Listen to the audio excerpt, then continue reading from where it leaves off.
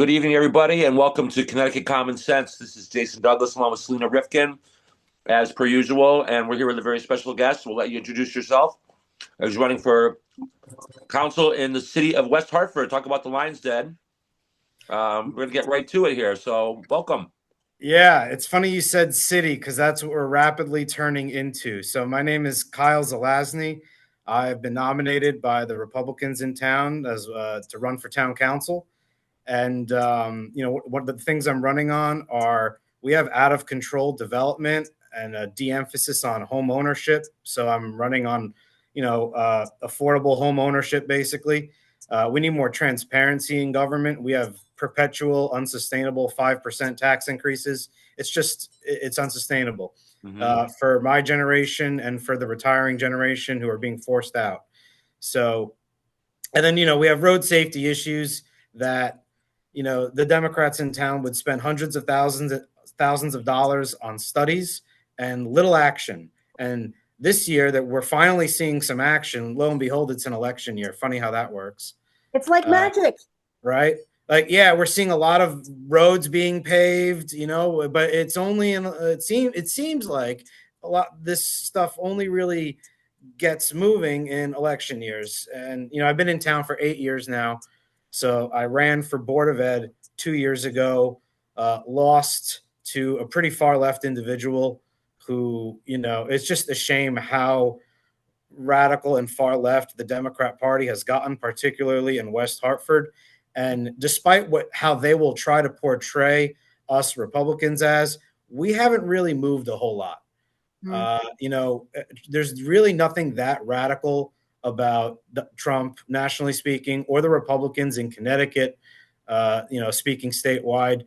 Our party really hasn't changed. Our tent has grown bigger, that's for sure. Yeah. But, we're talking about how conservatism is really American. Conservatism is Republican mantra. It really is Americanism. It's what this country is founded on. It's kind of like the basic principles of our country is what we're doing here on this side.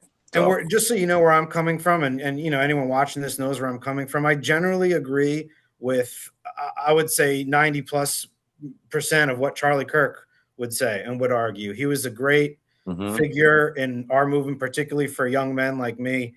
But everyone really, everyone in the sort of conservative, libertarian, populist movement that's taken root for about 10 years now. And, it's just a shame that, he gets disparaged constantly by the left, by Democrats. He was not a spreader of hate. He didn't have a hateful bone in his body, unless you hated America, then he might not have liked you very much. But, so it's just, and, we actually had good for West Hartford. We had great turnout for a vigil we held for Charlie Kirk. It was nice meeting you, Selena, at the vigil that the CTGOP did in Southington, which, that turnout was fantastic. Thousands of people. At the Cadillac, yeah. So, that's where I'm coming from. And we have a very diverse slate of town council candidates this year. So we actually have two.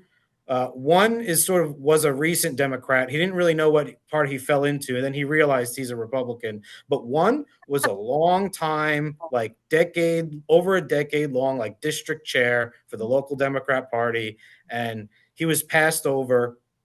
He wanted to run a couple cycles now and kept getting passed over. Why? Because he's just a straight white male, and they're not interested in, no matter how qualified he is, they're not interested in that. And, and he and I disagree on some things, but at the end of the day, we have fun with each other. We talk, we debate, and that's honestly healthy for a slate. We have different views. We are interested in each other's views. We agree on a lot, locally speaking, a lot more, almost everything. So, and they're scared this year in town. The Democrats are scared. They should be. We have 6 people who get along well, who are all, provide something a little different. We're all aligned on, key things, of course, key issues, but, we all have different approaches. And even if just 4 of us get in and there's 9 seats, right? The Democrats have held the majority in town for 25 years. Mm. And I would say, can you believe it? But it's West Hartford, so you probably can believe I it. believe it. Yeah. Well, the And Democrats have played their hand as far, like you said, they've gone far left, and it's time for the people of West Hartford to stand up and go out and take care of business. Really. yeah, and with whenever, and I'll be honest with you, it doesn't matter what party controls a town. For if one party controls a town for 25 years, Republican or Democrat, you're going to get a lack of accountability. You're going to get a lack of transparency. You're going Yeah. to get a lot of complacency. It doesn't matter the party. It really doesn't, because it's just, and they feel like they're just owed the vote. Like they can just get it. They don't have to campaign. They're only campaigning negatively. Where I'm not saying that we're not attacking them on certain things, but we're attacking them substantively, and we're talking about what we're going to do for the town.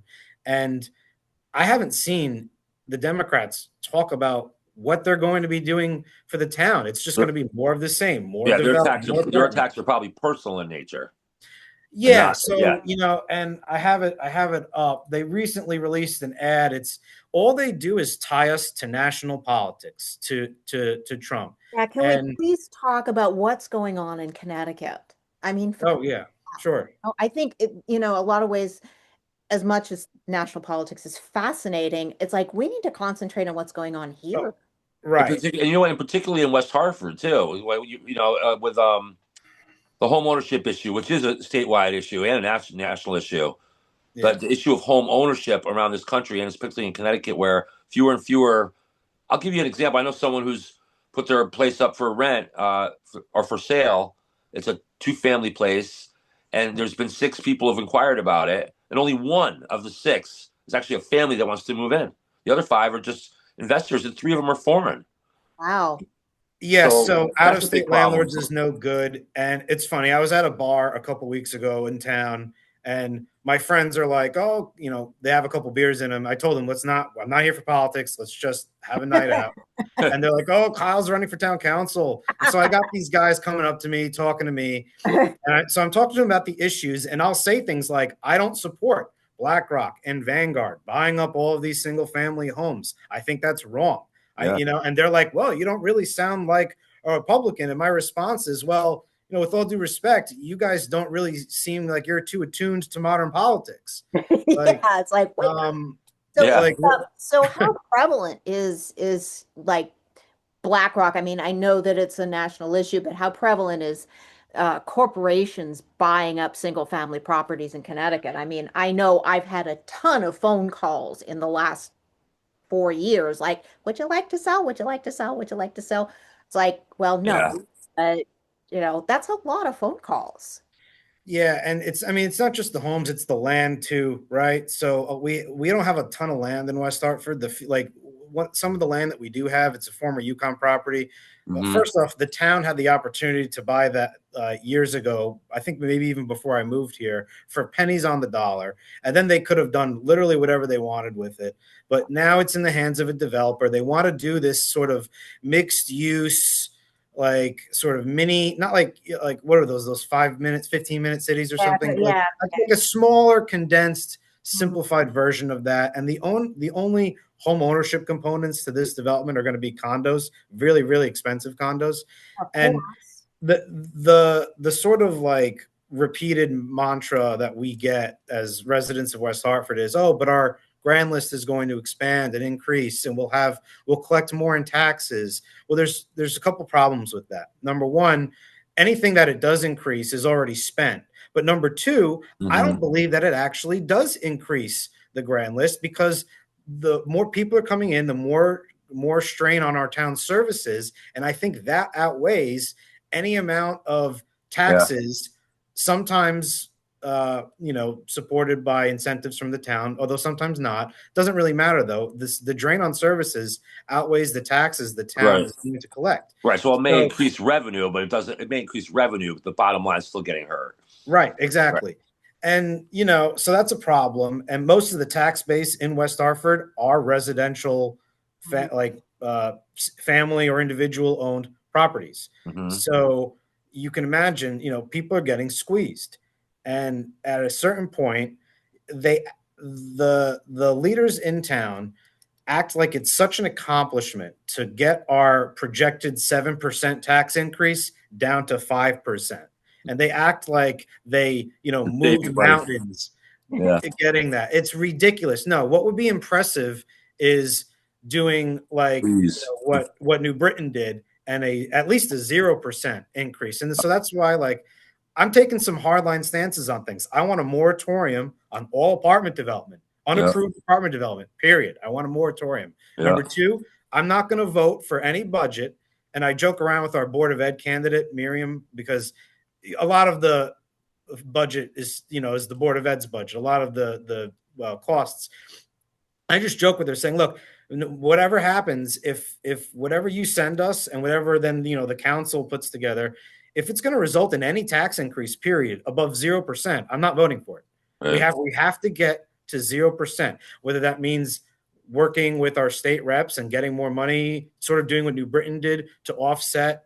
I know that's not the best solution. Obviously, finding ways to cut the fat is a better solution. Yeah. But look, my focus is going to be on the residents of West Hartford, reducing their tax burden.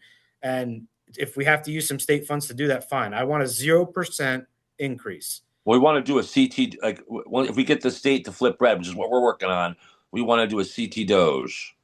We need that will benefit all the towns. Yeah. CT Doge, baby. He's been talking to some people who are doing some, looking at that. So maybe tell us a little bit about that. So every month the Jeffrey Tucker, he's a writer for the Epic Times. He runs the Brownstone Institute, and what they formed during COVID. They're sort of a conservative libertarian, but they welcome. There's people that are left wing that join. I call them the old school kind of lefties, that still distrust the government, things like that. Yeah. And we all get together, and it's nice because there's a massive diversity of thought, and there's a guest speaker, and we talk about. It started during COVID, so it's a lot of like checking the government, making sure we're keeping our government and government officials honest. Mm-hmm. We had a speaker from the Open the Books organization that, basically, fiscal, not just fiscal responsibility, but transparency, not just forensic audits, but there's no reason. And I talk about this for West Hartford. We should have a westhartfordtreasury.com, and any resident can go there and see exactly how every cent is being spent, just like you view your bank statements. Right. Like it's 2025. There's no reason. Family operates its budget. It should be that way.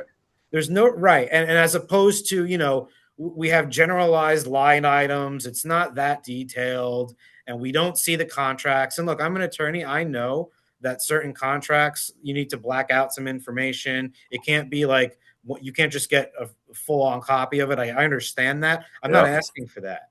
What I'm asking for is the finances are visible. The numbers, right? Do we have like, what's the process for cost overruns? Like, what's the process for, and tying certain like contracts and their expenses to how they're portrayed in the budget that gets them discussed at town council meetings? Mm-hmm. Like, there's just no reason why this can't be a simplified, more transparent process in 2025. Mm-hmm. And this goes for everywhere, really, not just West Hartford. It goes for the state systems. It goes for, so it's our money. It's our money. Damn, Skippy. Like, so what I know you don't want to get too much into national, but within the chambers of West Hartford itself, now one of the biggest problems we have statewide is that our GOP, our Rhino, we call it, doesn't embrace Donald Trump. We got a chairman, as you know, the state committee chairman, Ben Proto, has distanced himself from Trump, as many of our elected Republicans here in Connecticut, too, which I find insane. And that's one of the biggest problems with our state. And I just wonder I'm asking you what the dynamics are inside of West Hartford in that area. So it's funny. So you have a wide range of Republicans in West Hartford, number one. Mm-hmm. Number two, I personally support Donald Trump and a lot of what he's doing. Do I agree with everything he's doing? No, absolutely not. No, nothing. 100% no. And what the problem, though, is the sort of culture of treating Republicans, particularly MAGA or Trump supporters in West Hartford. Number one, we're treated like there's a lot of projection. Keep in mind, there's just a lot of projection going on. So they treat us like we're single track minded, like if we voted or support the president, that automatically means we support everything he does. That automatically means we're gonna do whatever he says. Yeah, and like it's a obey cult, like him. it's a cult. Like people try to tell us, like we're in a Right. cult or something. It's ridiculous, right? And it's actually, it just shows me that they really don't know what they're talking about, because we the people in quote unquote MAGA argue all the time with each other. Yeah. And we have a wide range of like Reagan-esque conservatives, libertarian-esque conservatives, religious, right? a religious Republicans versus more Orthodox Jewish or Christian Catholic conservatives, or and any religion conservative, but like it, and we even have some former Democrats who are now, I would call them, I guess, liberal Republicans, kind of, maybe like RFK, for example, doesn't agree. Like libertarian, or people came on with RFK, with Maha. Right. Yeah. RFK does not agree with Trump on a lot maybe of stuff. like 25-30% of things, or 40, maybe even 40, but he agrees with him on a lot. That's true. And he agrees with him on certain important things. Right. And he's not afraid to have a discussion about it. That's the other thing. So that's what makes, that was what was wonderful about Charlie Kirk, is we all need to go back to being able to have those conversations, whoever we're having them with. But part of the issue in West Hartford, and probably some other places in Connecticut, but definitely in West Hartford, is that the second we have a Facebook political forum, and it used to be okay, but I know. And the second you post something in defense of Trump, not only do you just get attacked, by all sorts of people, some of them far left people, some of them like kind of fence sitters that like really want to like act like everything is a both sides issue. And I understand the instinct, but that's just not correct in 2025. Right. And I'm not saying that the right is immune from criticism or perfect, or Trump is, or anything like that. But, like, for example, the rhetoric that's going on in our political discourse, while some bad rhetoric does come from the right, the majority right now in modern politics clearly comes from the left. And we have to have a conversation about that. We can't be shy about saying that. But there's just, we're treated like pariahs. And we're treated, forget the ad hominems and all of that stuff. But, they say things like the most recent example, the West Hartford Democrats in town, they posted an image of Trump, and then they posted an image of all of our candidates. They got one of them wrong, which is hysterical, by the way. They had to re-upload it with the right picture of my friend Ben, who's running. Hysterical. So, but they say, Trump's campaign playbook: spread misinformation, demonize diversity, attack LGBTQ plus community. And their posters in the forum will say things like, we hate immigrants. Like, no, we just need to get a handle on illegal immigration. When an amazing thing that I've discovered the last probably like 10 years is a lot of people they're unable to distinguish between legal and illegal immigration. They just go, oh, you hate immigrants. No, we don't. Yeah. We just want you to come legally. Like, we just want you. And by the way, it's not fair to all the people who are doing it legally, are paying their dues, are taking the test, are going through the process. And there's a lot of people doing that we never hear about. Right.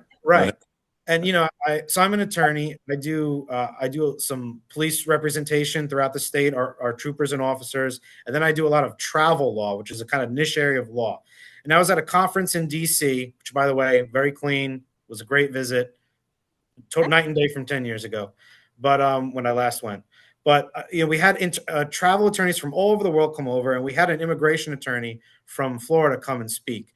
And are some things getting thrown into chaos a little bit? Yes, but it's really all they're doing. All the Trump administration is doing is enforcing the laws that are already on the books. Right. He's not acting like a dictator. He's not doing anything that's beyond the purview of the Constitution. That's right. So it's just, there's so much they like to claim that there's misinformation on the right. They need to look in the mirror. Where have they been the last 10 years? I mean, for the last half decade, they tried to convince us that Trump was Putin's puppet, colluding with Russia to undermine our democracy. You remember that? Yeah. This is It's a concerted. The things they're doing are the techniques that communists and Marxists use when they're trying to take down a free society. So this is all by design. okay. This isn't So a. this is This very is just some interesting you kind of a mentioned mistake that. they're making. It's very interesting you mentioned that because that ties to another issue in West Hartford, which is a rise in local anti-Semitism. We have the largest Jewish population in the state of Connecticut here in West Hartford. That's true. Now, a couple candidates I'm running with are Jewish. One of them, Ben, who I mentioned before, and the Board of Ed's campaign manager, Ari Schaefer, they were spit at by a guy who outside a bagel shop like a month or two ago when he overheard them discussing Republican politics. He asked them, "Are you Republican?" They said, "Yeah." And then Ari was wearing a yarmulke, and the guy just like turned it from political hatred to just pure anti-Semitism. And I was at an event with some Jewish conservatives in town, and one of them, I'm forgetting her name, but she tied what's going on with exactly what you mentioned. Her ancestors fled Russia when it was going communist and with all those subversive tactics, and she tied that to what's going on with the anti-Israel sentiment in the universities and that sort of propaganda. And not to mention the sex change operations for teenagers and all the crap they're teaching in schools. This is all it's all part of the Marxist playbook. To destabilize, to cause division, break up families, break up family. Yep. And get us to care more about identity politics rather than our community, our neighbors, each other. Yes. It's a divide and conquer strategy. Right. And look, I do think, and I think this is I find myself, this is a little corny or a little contrived, or cliche is the word, but I find myself saying, how would Charlie Kirk sort of handle this? How would he, and I do think that, look, my instinct is to fight fire with fire. I do think that he would say, hey, we do need to make sure that our side doesn't fall into the temptation of slipping into the left's rhetoric. Into the violent rhetoric. I think, my model for that is, do you know who Daniel Davis is? No. He's a black man who went and talked to people in the Klan. And he personally got something like 200 Klan members to give him their ropes and step away from that. And all he did was he would sit down and talk to them. And so he's my role model. And yeah, he was like sort of that's like what the Charlie Kirk method is, just getting people to talk to you and changing their mind with It's the American way. It's how we've avoided becoming like the rest of the world. How we've avoided so many, and we've had our share of civil strife, but the way we conduct ourselves politically is so far and above and more civilized than any other nation in history. And it's because of that. To me, it's you do it with debate. You don't do it with violence. You do it with debate. Violence, however, is, if necessary, as a last resort. Last resort, when all else fails. That's the way I look at it. And it's tough because like in West Hartford, when we attack the Democrats, we're attacking them because all they do is say Trump, Trump, Trump, Trump, Trump. They're not talking about substance. Yeah. And policy instead of personality, please. Right, but all they do, and I haven't seen them attack any of our policy plans. So it's kind of crazy. They don't have an attack that makes sense. Well, it's like, because my question is, what are they offering besides more of the same, besides perpetual 5% tax increases, besides more apartment developments? But by the way, we have road safety issues here in West Hartford. That's why we're spending millions of dollars on this Vision Zero thing. What that looks like. Are you talking potholes? Are you talking? No, like pedestrians getting hit, bicyclists getting hit. Like people dying and getting hurt. Like a couple weeks ago, we had a high school student biking on his way to school, and he got hit. And he's okay, thankfully, but still, doesn't matter if you get hit. We have to stop this, and that's why one of our the Jason Wang, the guy he's a former Democrat but wasn't a Democrat for very long, and he's really like a Republican at heart. And I like Jason a lot. And he's big on the road safety stuff. And he's saying, instead of spending hundreds of thousands of dollars in studies, we could have just implemented some of the policies that like Hoboken, New Jersey implemented. Because he went there himself, because he's big on the road safety stuff. Yeah. And but no, instead, whereas we could have seen real results within like a year, we're Yeah. on like year 3 Study. now, Yeah. millions of dollars spent. Studying, doing nothing. And now only this year are we starting to see things pop up around our roads and Some of that things money like that. started to get. Some of that money got to be getting pilfered, man. I mean, all that. That's why we need a forensic audit of the We town. We do. need a forensic audit. Like like there's a lot of distrust in Let me West Hartford in let me particular. ask you There's a this: When you lot of talk about you talk about a problem with people getting hit on bikes and pedestrians being hit in West Hartford. Is there been like? Is that just something that's always been a problem, or is this something that has been a market increase over the last 10 or 15 years versus? No, so it's been a market increase, That's what and I'm part of the wondering. Yeah. problem it's tied to the overdevelopment issue, which is there's the home ownership component of that, but then there's also you're rapidly increasing the density in the same and number of cars, Yeah. number of people in the same square miles. What do you think's going to happen? And And also, people are more stressed too, and they're not driving as good as they used to, especially since the COVID. There's people are just blowing off red lights more than they used to. I've seen it everywhere. I have a road job, so I know. yeah, and that's probably true. I really do think though that we would be Very seeing true. this increase even if we didn't have COVID, because the policy doesn't match what needs to be done with the town. It's too much development Yep. too quickly. They haven't thought it through, and because a lot of people who are used to being able to walk the town easily, play in the streets, like Yeah. whatever, you can't do that anymore. You Yeah. can't do that anymore. I live on the corner of one of the main throughways in town, and it's become a speedway. Yeah.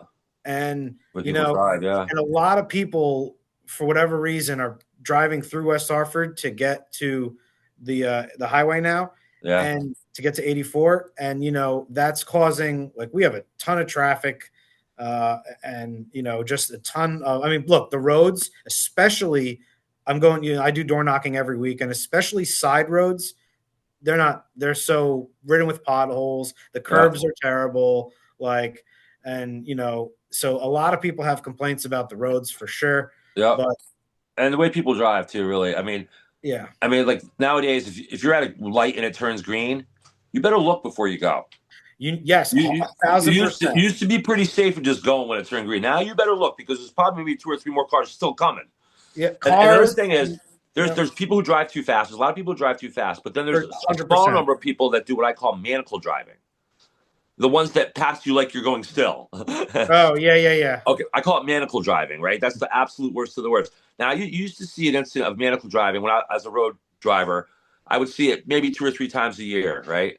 Now I see a manacle driver at least once a week or every 2 weeks. You mean So there's way more of that. Jason, do you mean maniacal? I call it manacle, but yeah, maniacal works. Okay, because I'm sorry, I was thinking about handcuffs. Okay, man. Oh, like man. Well, they belong in. Okay, maniacals who They belong belong in in handcuffs. Okay, all right, thank you. I needed that point of maniacal. Okay, you got me.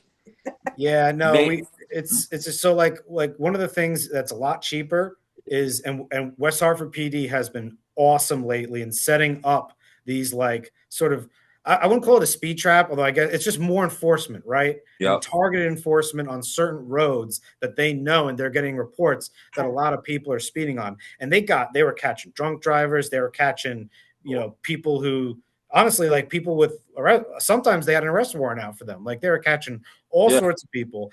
And also, so I just also like to shout out West Hartford PD because they caught one of the guys who was going around town vandalizing the "We Stand with Israel" signs. Oh wow, So caught that guy. Good. I put one up a little while ago, and within 6 hours, it was thrown over. And none of the other Republican signs, because I have the candidate signs on my property, were touched. But the "We Stand with Israel" sign, that was picked up and thrown over. So they caught one of the guys who was doing this, which is great. My friend Ben, who's also running for town council, he caught someone on surveillance. It's far away, so you can't tell who it is. They look like they're young, high school, college age boys. And they took his sign, put it behind a fence, and put down the mayor's sign, and then ran across the street. Like, and there are people in the forum that want to act like, oh, well, this is both sides. It's both sides. You know what?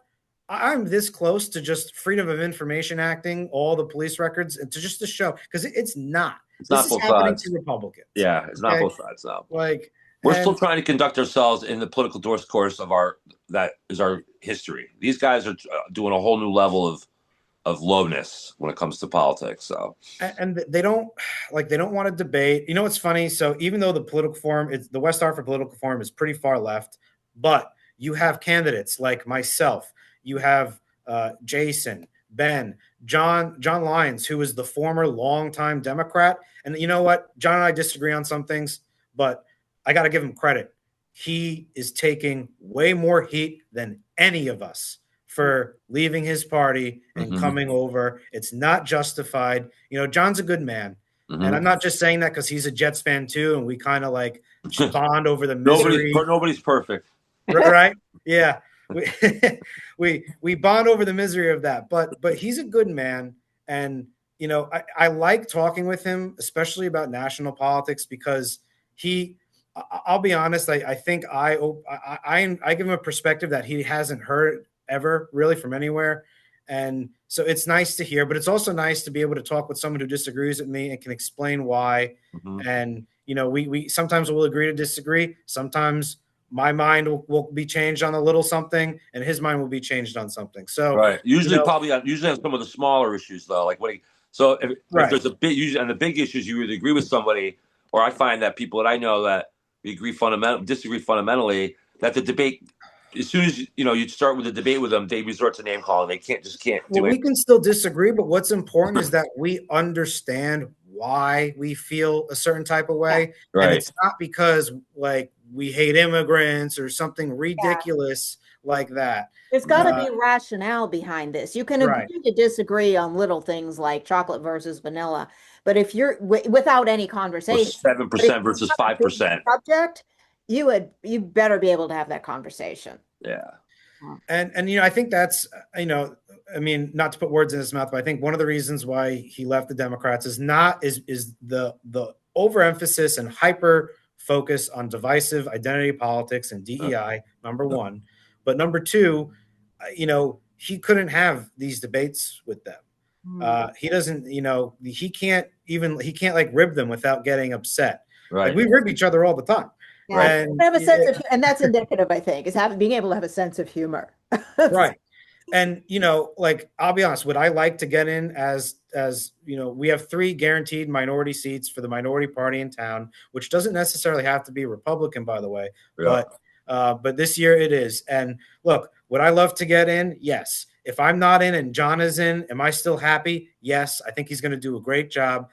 Will he be maybe as conservative, hard line, like 0% tax increase as me? Probably not. But it doesn't matter because he's going to hold the Democrats accountable still.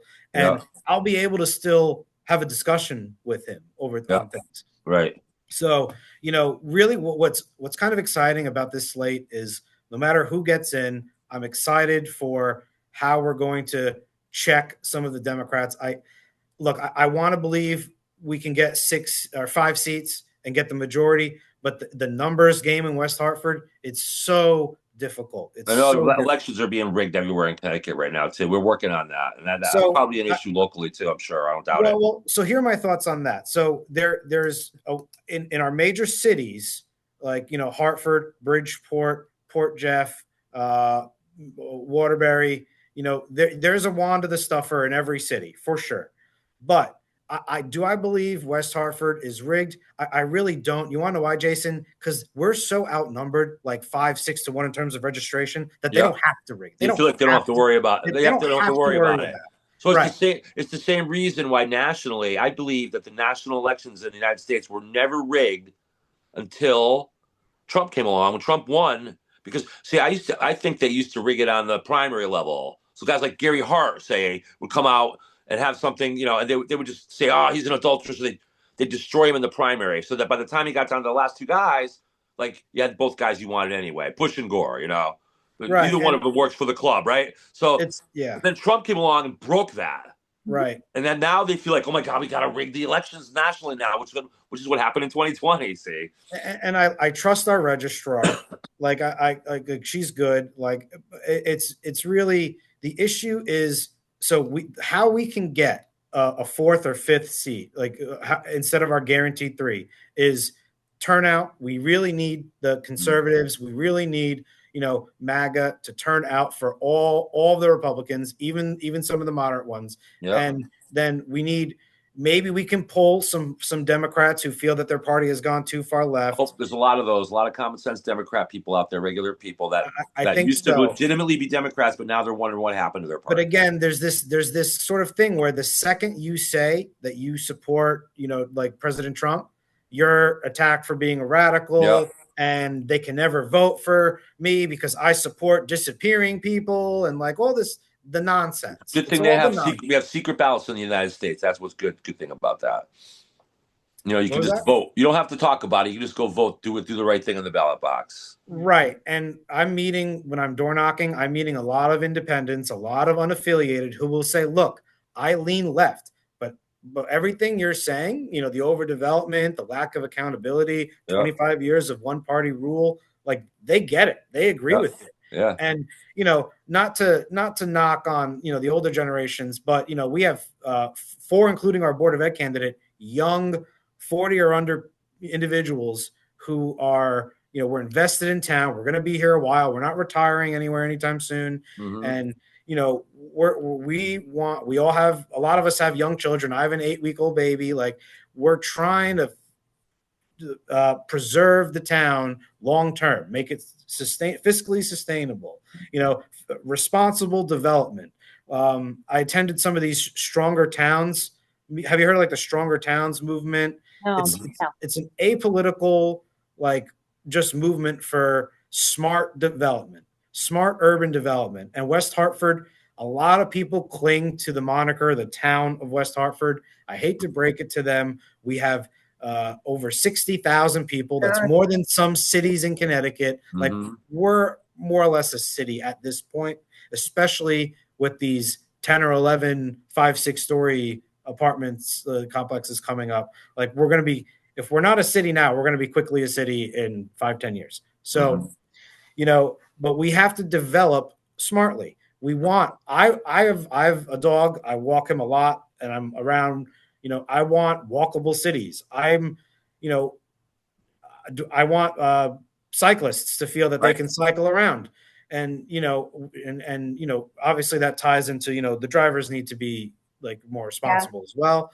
Everyone honestly needs to be a little more responsible. Pedestrians, cyclists, slow drivers, down a little. Everyone needs to like just not just slow down with the speed of driving, just slow down in general a little bit. Just slow down in general. Very fast-paced society these days. Look before you turn on green. Look before you're crossing the street. Like everyone needs to do a little better. Look, right.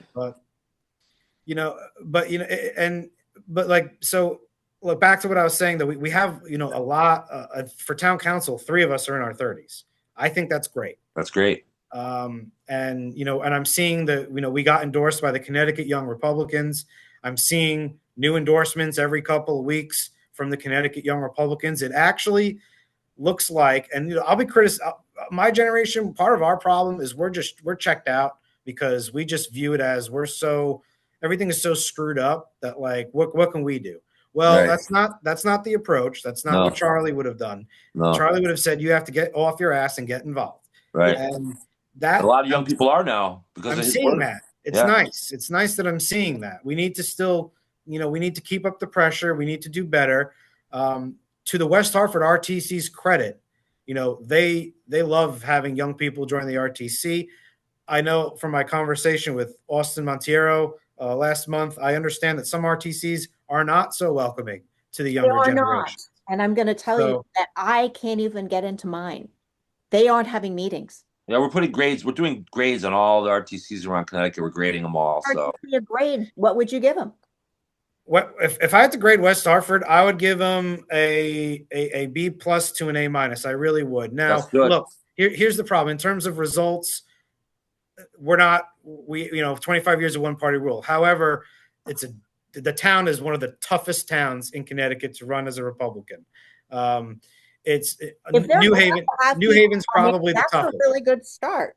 But we're running 6 for the first time in like 15 years. We're running a full slate of town council candidates. That's fantastic. Yeah, fantastic. That's great. Our RTC. We need to learn how to fundraise better. We need to, but what I like about our RTC is, not only are we diverse in terms of how the left thinks of diversity, which is like skin color, ethnic background, like religion, things like that, but we're diverse in terms of thought.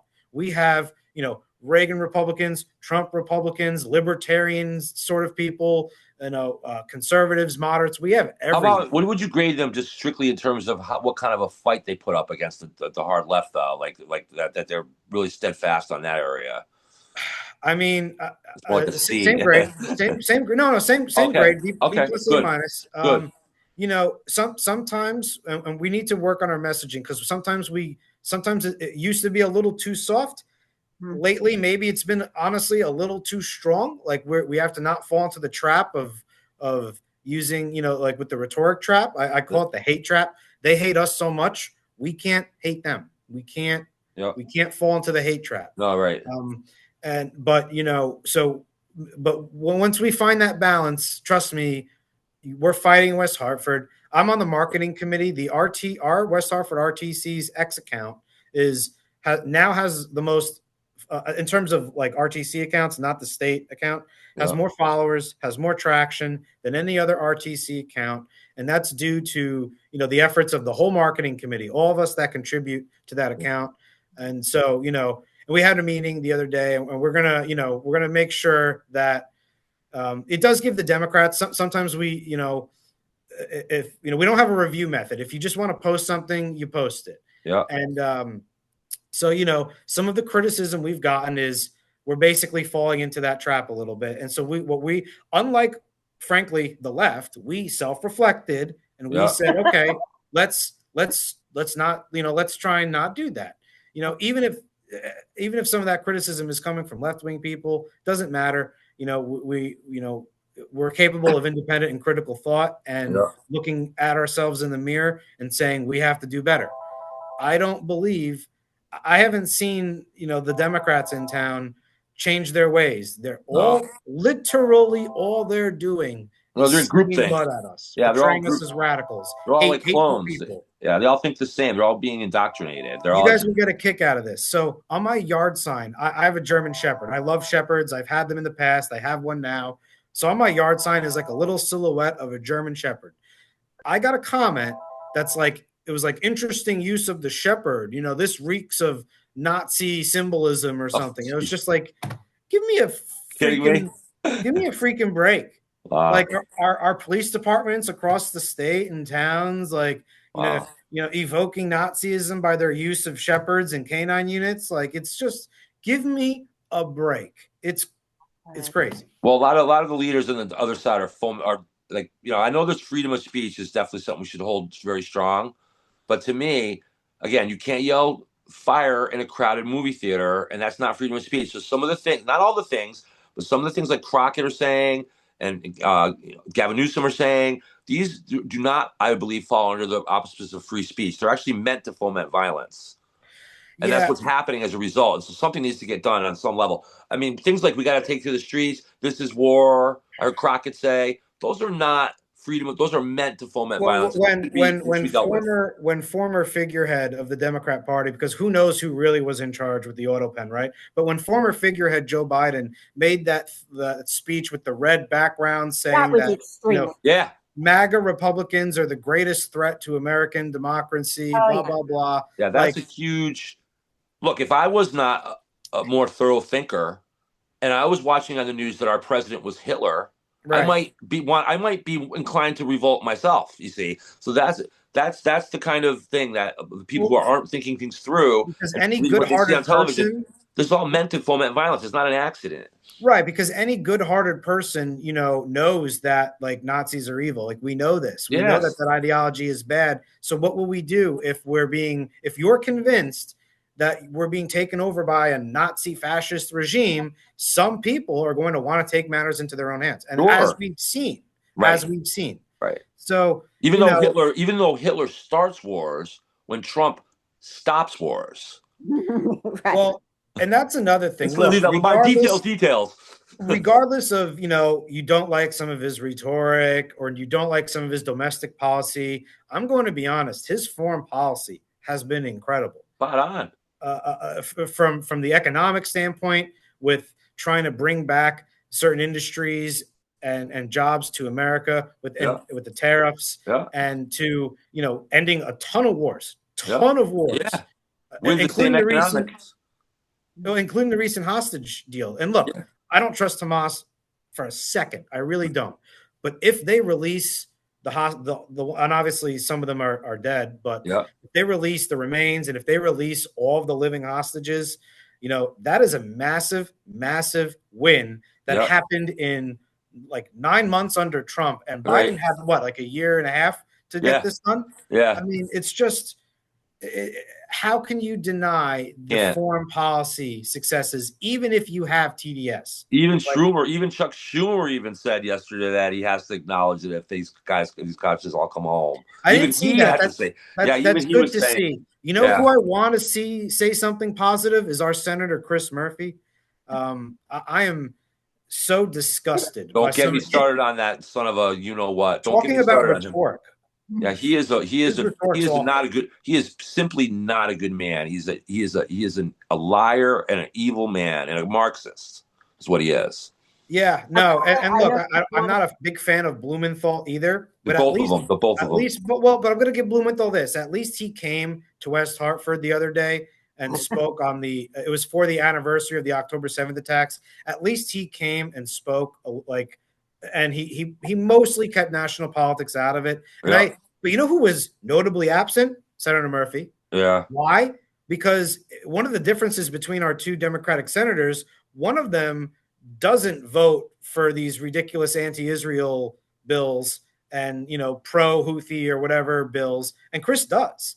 Chris is like actively he's the worst of the worst. But I'll tell you what, I don't want to give Blumenthal too much of a pass because Selena, what was it that one of our guests was saying about Blumenthal he's actually wrote some of the materials that are being used by Soros and whatnot. Was it? Do you remember what that way we're saying about Blumenthal?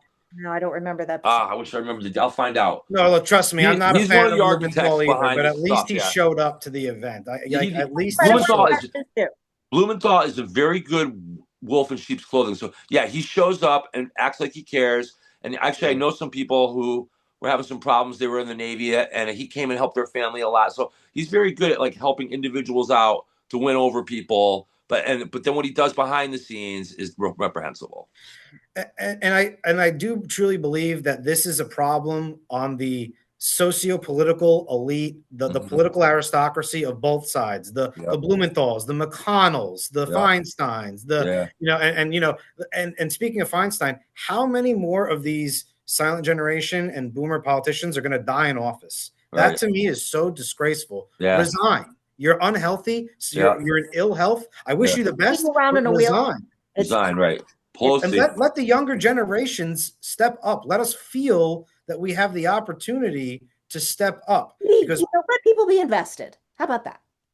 It's just, and so sometimes I will admit sometimes, and my RTC knows this. Though if they see this, they'll laugh.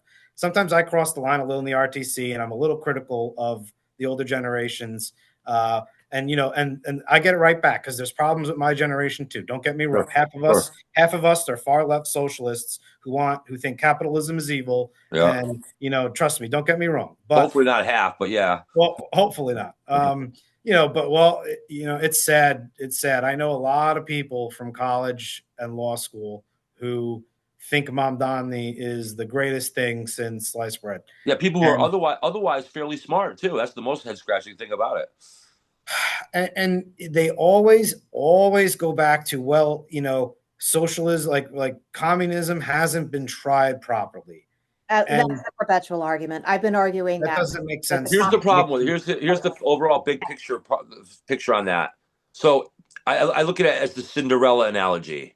So communism or socialism would work great if you had a small, if it was Cinderella, we all know the story of Cinderella. The king and the queen, they were pretty much they were communist control over the little town there. But they had a little ball everybody would go to, and they were very nice, and everybody seemed to have everything they needed, and there was no corruption. And so, in other words, left wingers are very utopian. And so, if you had a utopian world where everybody, to a man and a woman, was honest and benevolent, it's human nature, right? Then we would have communism. Would be wonderful. And we should probably try it. But unfortunately, humans are not that way. We have about 10% of us that are sociopaths. We'll take advantage of the rest of us, and we have another 20 or 30 that will fall into that phrase. So therefore, something like socialism and populism is impossible. It will never ever work. What I think you're saying is this is what I say is that communism would be great if it weren't for the flaws in Cinderella of land, in a freaking human fairy nature. tale. Well, in a fairy tale. In Cinderella, it is a great. fairy tale, but yeah. it's the flaws of human nature that prevent it from working. Correct. And we can't, these are intrinsic flaws. We can't fix them. Like you said, we can't force people to always do the right thing and always be benevolent and treat their neighbors like they want to be treated. We can't do that. We can't. No. People most don't. Of us, no, listen, most of us do that. Right. The vast majority of people are good people that do that. Even 80, 70, 80% of us will do that. But it just only takes that 10 or 20% of them, us that don't fall in line and that will just infiltrate any real bureaucracy that would try to run any kind of a socialist regime and therefore end any possibility of it working. And on the flip side, because look, I'll say this, sometimes the progressives like AOC, sometimes they do diagnose a problem correctly, but their issue is with crony capitalism and corruption and grift, not actual capitalism, which has uplifted millions of people out of poverty around the world more than any other socio-political system. Right. So, capitalism isn't perfect. Because capitalism has the same issue with human nature. Right. The difference is there's a middle class. People can do well on their own as long as they play the ball right. And I know Kyle had a deadline. Yeah, no, I got a couple minutes, but just look, representative democracy under the constitutional republic is the greatest form of government. It's what we have here in America. And, we need to preserve it. We preserve it through discourse. Yeah. And, obviously, and this goes back to like what Charlie was doing. I've watched hundreds of videos of his.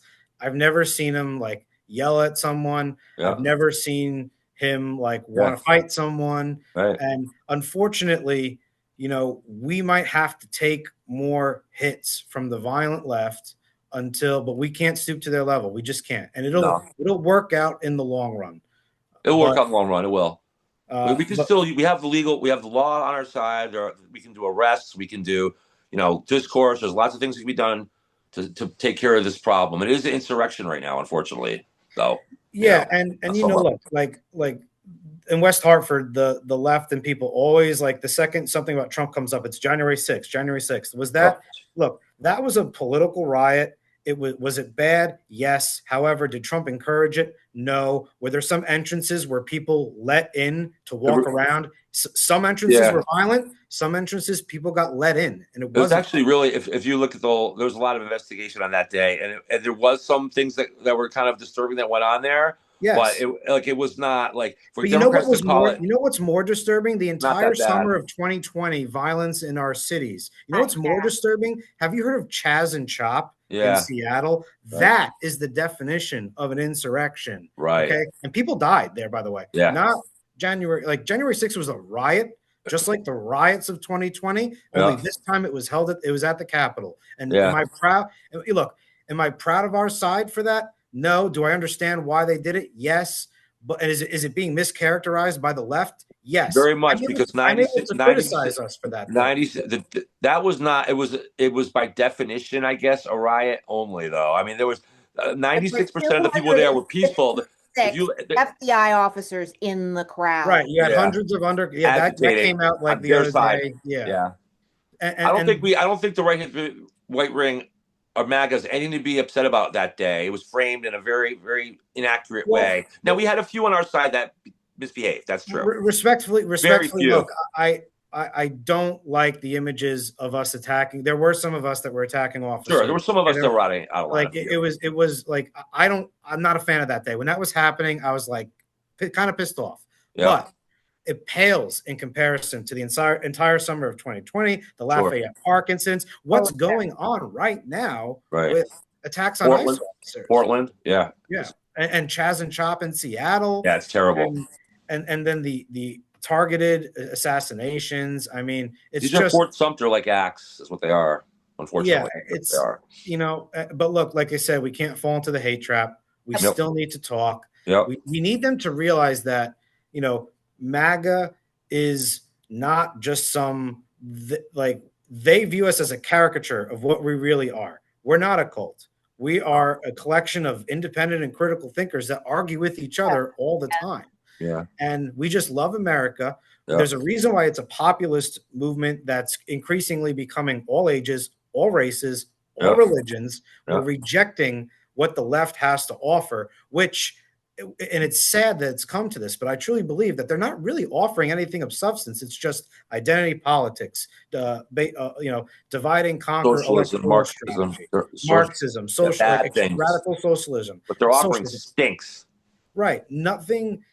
I tried to think of, like, I don't know, like maybe if they genuinely had some concern over the environment, like I could point to that, but all they really want to do is like the little pet green projects to benefit their friends that own these companies, give them subsidies, and like the wind farms.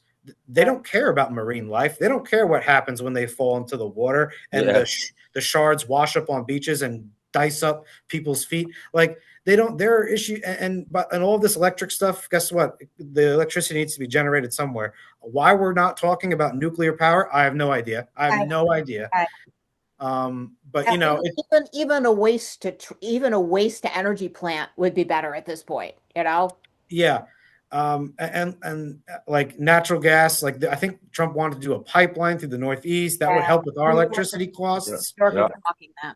But you know, I mean, Connecticut and their electricity is a mess, and I don't necessarily just blame EverSource. It's the people who nominate like the people for the leadership. Is the Connecticut government leadership is I believe our state Connecticut government is virtually on the border of evil right now. So I think we're one of the most worst. Corrupt / incompetently run states in the nation. Without a doubt. I think we're 50th, if not 49th. Yeah, we're up there. And I mean, I don't have an answer, but I do think because it's the secrecy to go along with it. Like we don't, like Lamont's not on TV talking like Pritzker is all the time. You know, it's just all underground, you know. We don't have a real media apparatus in our state that holds government accountable. They work with government in our state. They do.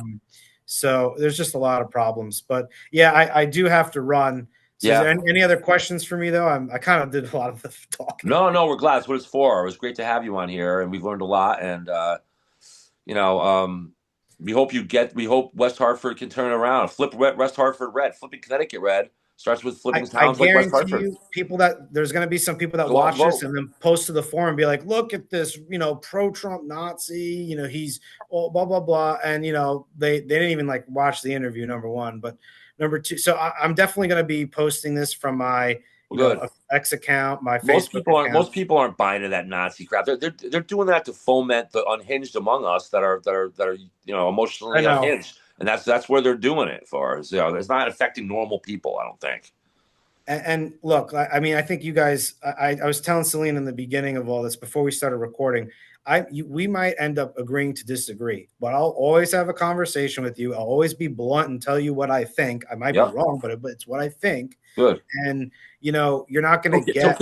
It's okay to be wrong. People protect being right so much. I actually like being wrong. You learn when you're wrong. You learn things. It's totally fine as long as you're not like intransigent with it. You have to be able to step back and say, maybe I had it wrong, and therefore get better, become better, become a little bit of a better person. To correct whatever's wrong. If there's something wrong, no one's right all the time.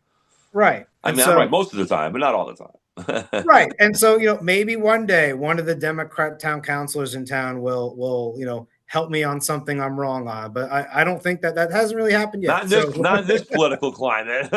That's the thing. Like, I'm really trying hard to see what are some of them like right on, especially on the local issues. And I'm really having a tough time. And if you're from West Hartford and you're watching this, help me out, please. Sincerely, help me out. No, there was a time when Republicans and Democrats would argue over whether it was a 5% or a 7% increase in a spending or whatever. It's become much more ideological, much more polarized than that. So it's not like it used to be.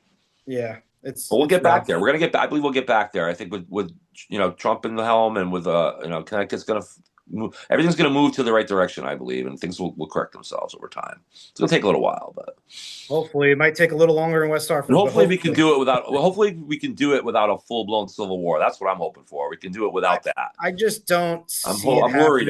I'm worried about it, but I just think that I think if we, as long as we don't listen to too many district judges and let the Supreme Court decide, we're allowed to get our city straightened out.